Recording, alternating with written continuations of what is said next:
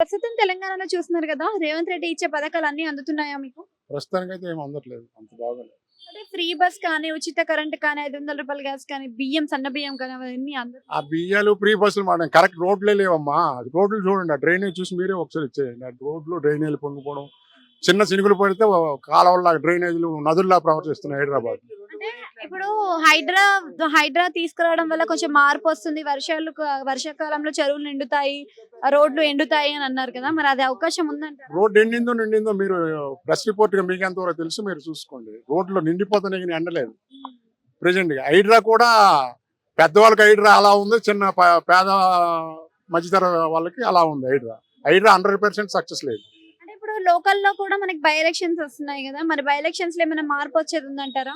మార్పు అంటే ప్రజా తీర్పు అది. ఇక్కడ క్యాండిడేట్‌లు బట్టి ఉంటది.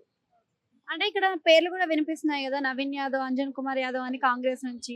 బీఆర్ఎస్ నుంచి అయితే మాగంటి గోపీనాథ్ గారి వైఫ్ సునీతమ్మ అంటున్నారు. మరి వాళ్ళలో ఎవరొస్తారు? వాళ్ళు క్యాండిడేట్ డిక్లేర్ అవ్వలేదు. ఎవరు చెప్పగలరు మేడం?